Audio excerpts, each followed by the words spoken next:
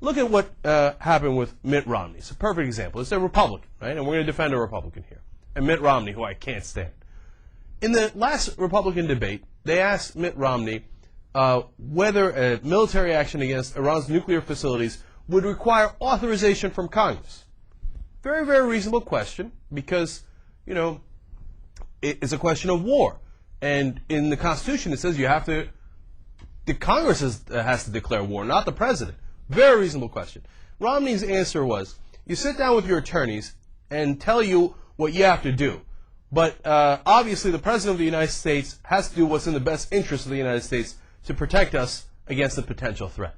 Now, if you ask me, that answer gives too much credit to the President.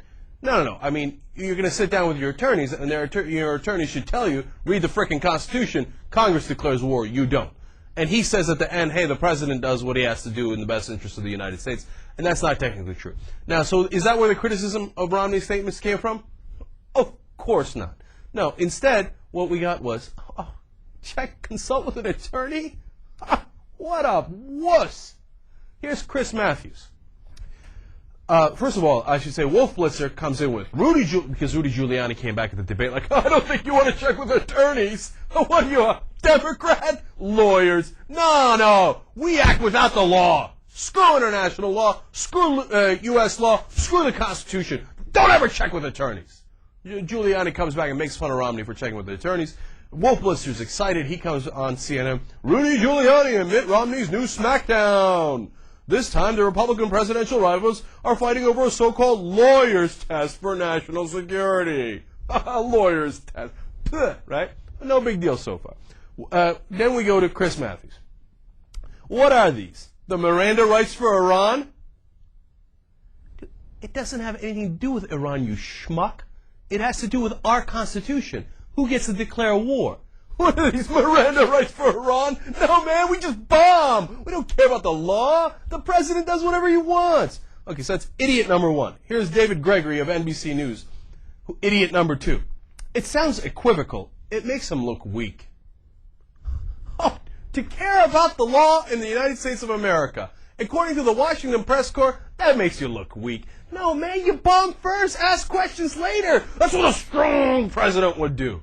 Chris Matthews follows up. Well, Margaret Carlson chimes in here, because she's a genius too. You can't be too bellicose, meaning in the race, you should be as bellicose as possible. That's why it was a gaffe.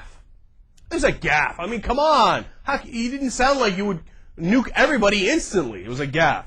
And then Matthews asked Dan Balso of the Washington Post whether we expect, quote, we expect our future commander-in-chief to have a gut response as the presidential authority in wartime.